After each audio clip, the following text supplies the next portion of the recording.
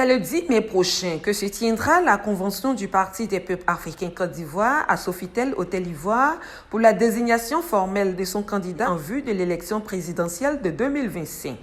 C'est la décision du comité central réuni en session extraordinaire, présidé par le président Laurent Gbagbo ce samedi 13 avril à son cabinet. Prévue pour un format de 2000 délégués, la convention sera présidée par la vice-présidente Odette Soyer, en charge de l'administration et de la vie du parti.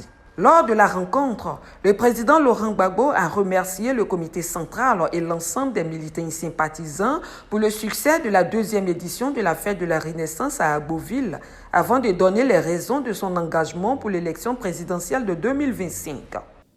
Quand on est engagé dans un combat,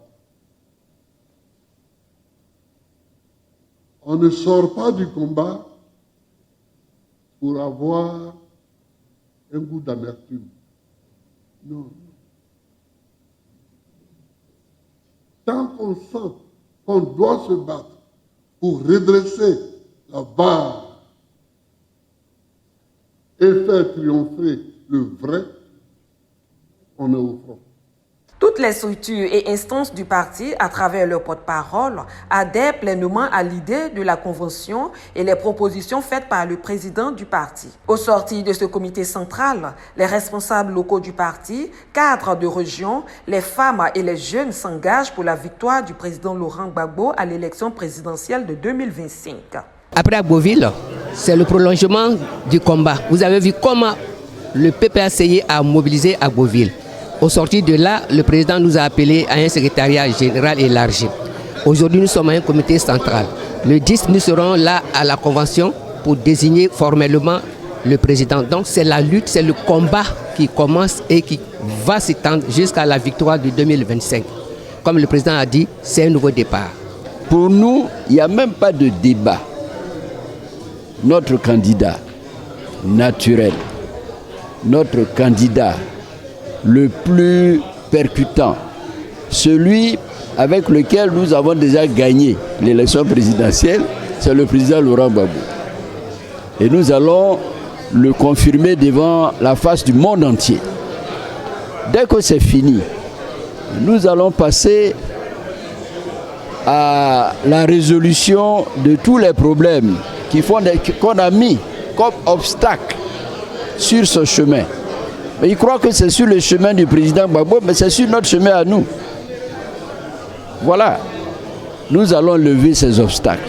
Le premier, c'est son inscription sur la liste.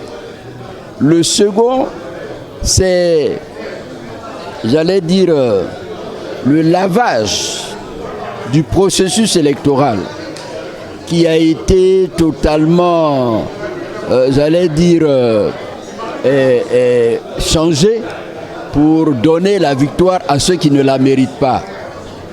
Nous allons donc nous attaquer à l'inscription du nom du président sur la liste. Nous allons ensuite nous attaquer aux problèmes électoraux proprement dit, à savoir la CEI qu'il faut réformer totalement, la liste électorale qu'il faut refondre. On nous parle de 2 millions de faux inscrits, mais il y a près de 4 millions et plus sur une liste de 8 millions qui ne représente même pas la moitié de ceux qui doivent être sur la liste électorale en Côte d'Ivoire. Nous devrions nous trouver aux alentours de 13-14 millions. Tout ce monde-là, ce sont des Ivoiriens qui ont été mis à part. Nous allons nous attaquer donc à ce problème-là, au découpage électoral qui fait que aujourd'hui en Côte d'Ivoire, il y a des circonscriptions qui ont près de 100 000 habitants et qui n'ont qu'un député, et d'autres qui n'ont que 30 000 qui ont 4 députés. Il faut qu'on corrige tout ça. Mais le plus important aussi, on va s'attaquer à un problème auquel personne ne pense aujourd'hui, mais qui est important. C'est la CNI, la carte nationale d'identité. Il faut qu'elle soit gratuite pour permettre à tous les Ivoiriens de venir choisir leur futur président. Donc voilà un peu les étapes qui nous restent. Dès qu'on a fini avec ça, eh bien, à nous aller, comme disent les Ivoiriens, on va s'attaquer à ces problèmes de fond. Voilà. Merci beaucoup. Aujourd'hui, les conditions sont réunies, il est revenu, il s'est mis à nouveau à la disposition de son parti et de son peuple de Côte d'Ivoire.